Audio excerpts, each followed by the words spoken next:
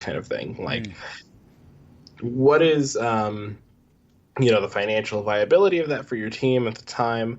Are you looking to crowdfund, so to speak, anything that's going to require a lot of sort of marketing and community management? Is your community management team's hands potentially full with other projects or initiatives at that time? Like making sure that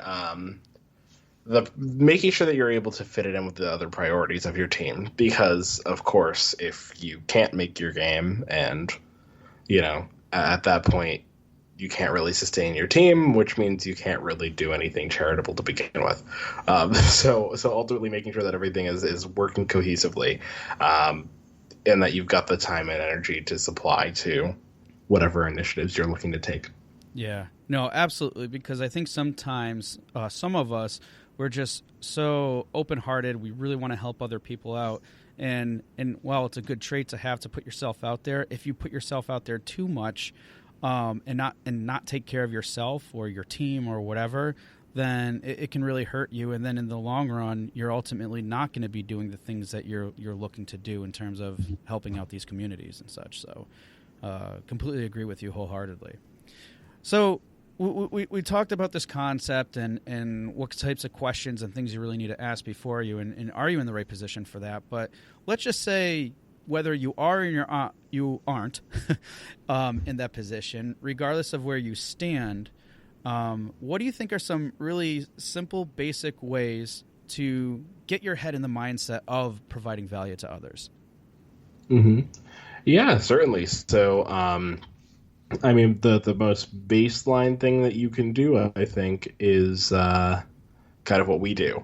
Communication, delivery of information, I think, is one of the most immediate ways that you can provide value. And now that is going to look different for everyone. It could be using platforms like Twitter or Reddit. Yep. It could be blogging. That's a pretty consistent way, I think, to provide value. I had an instructor who used to go on Twitch and would stream while he was working on some of the more technical aspects of the process, just so people could, kind of chime in and get a sense for, like tutorials, that sort of thing, but they were live, so people could immediately ask questions, had a little bit more of a community focus. So those are some ways that immediately come to mind for me. Yeah, I would say that too. Like just sharing content, information. Another quick one that was more top of mind for me is like Reddit posts. And the one thing I love about Reddit posts is depending on where you're posting and how you phrase the question a little bit, you could be asking questions that get people really excited and talk and giving you these answers. And when I say depending on how you ask them, like you can do it just for the fun of it too. Like don't necessarily just post for information or promotional type stuff, which based on how Reddit's structured, you don't necessarily can't really anyways. But like if you phrase something in a way that is providing value and it's really having thought-provoking responses, those responses are going to be helpful to you. They're going to be really insightful. They're going to give you more information, and depending on where you're posting, obviously, and what you're posting, it's going to give you more insight to really understanding those questions that you're asking, understanding that particular audience and everything else. So there's a lot of value that can come out of, doing something like that. But everything else that Mustapha said, like blogging and just sharing that content, sharing information, is just one simple way that you can go ahead and provide some more insight and value to people. So we talked about some basic ones, but what would you say are probably not necessarily advanced, but just other ways and maybe a little bit more ambitious than from a basic standpoint, where, you can provide value to greater communities? Yeah, so I think in kind of a piggyback off of what we were discussing previously about sharing content and information, I think kind of the natural evolution to that is expanding your audience for doing so. So what comes to mind there is things like talks, GC, PAX, those types of events, which is actually an area we have some experience in. For anyone who doesn't know, we did a panel about networking at this year's PAX East, which I guess we're lucky that we got to do that while we did, because it was one of the last in-person events, of the year. But it was a really awesome experience. And one of the things that was really valuable from my perspective was really how impactful the questions were. I think a lot of people took the opportunity to really kind of have an introspective focus during the panel, because a lot of the content was about kind of maintaining a selflessness to your approach to networking, or at least attempting to do so as much as possible. And so I think that was something where we were able to walk away having provided quite a bit for people. I guess egotistically speaking, I would hope that's the case. I got the impression from a lot of the questions that we were able to inspire a lot of people to look inward and adjust their approach as well. So that's all you can really hope for, I think, out of something like that. Yeah, and and it was a well-received panel too. A lot of people were there, which was great, because for us, we're just like, hey, we're doing a lot to help these people. And for anybody who is curious about that, it was specifically about networking, but it was called Leveling Up Your Conversation: A Guide to Marketing Yourself. You can check out episode 120. That's the episode where we actually recorded that panel. So if you're interested in learning more about just networking, and like Mustapha said, we all of us on the panel really took that kind of introspective approach to it. By all means, check that out, episode 120. And so that's one thing that we said that clearly we have the experience on is talks. Is one way you can provide value. Another is, I would say, probably educating others. And we can go quickly over to some of these. Like, for example, some of our guests on the show either were teacher of, I think, game development, but we had others that where their previous career was like teaching too, or whatever, right? But in general, teaching, and that could be in any way, right? Like, I think the first one that really comes to mind is showing people your process, maybe making a dev log, or like a video, or streaming even your process and things along those lines. Another one that comes to mind, I would say, would be courses. Courses are a great way to, get out there and in a more defined and particular approach, provide some insight and value in those areas too. And then internship programs is another one. Maybe that's something that could be, again, that can become beneficial to you, your team, and everything else, while also being beneficial to someone else who's really going in there. And it allows you to a more intimate way of really helping out someone, opposed to maybe a way such as like courses where there's not really that much interaction going on. And internship would be a better way for you to go about doing that.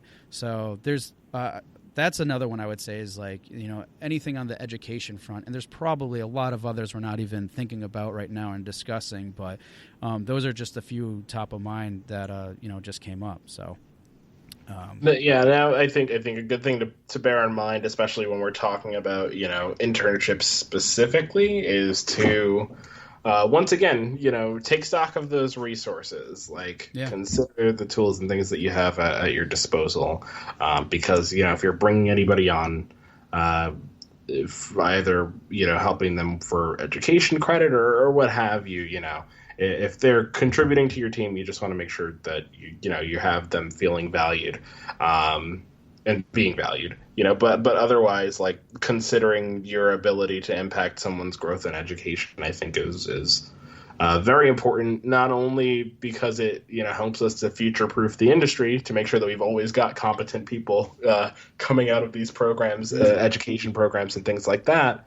But it's also a way to hone your ability to deliver information and knowledge. And I think that that's something that can also attract people to your brand. Oh yeah. Which I think is actually a pretty solid segue into our next area here. Well, I want to say one more thing real quick. That's okay. About what you said in resources and leveraging things. Like for the internship one too, like don't just think of it in a perspective either. Let's say if you're ready, like, or you're not ready because it sounds like a lot of work to put something together like that.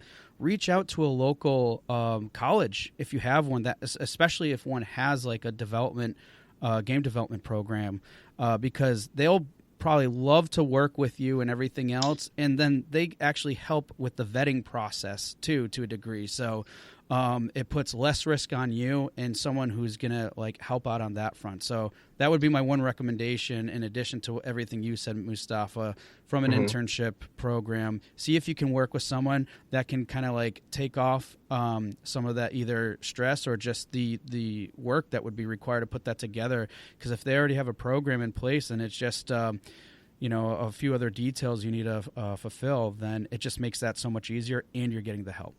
So, okay, sorry, but we were moving on in terms of what was it? You were leading us there, and I distracted us. That's okay. That's okay. I'll get us back on course. I was saying, kind of I guess if we're gonna speak a little selfishly here, like what are the benefits? Like what do we win, so to speak? Specifically, like how does providing value to communities help strengthen your brand's sustainability, both financially speaking in a traditional sense, and then also just from like the maintenance of your own integrity and values. Yeah, like, and I think it's really good that you positioned it in a sense where, because like you said, self-serving, financial, that's going to become first to mind, right? But it's also important to think about that too. Just because you're thinking about it doesn't mean you're just a self-serving person, or I mean, at the end of the day, it's the bottom line, right? So if your brand is helping people, it's important for you to be sustainable so you can continue to help people. And some of the finances are part of that. Yeah. So some ways to probably do that is like one, for example, could be a co-op shared space. We've had a place actually local to us that has done that, where is a game development studio, and they also had other developers in a shared workspace where they could either rent out a room, a desk, anything along those lines.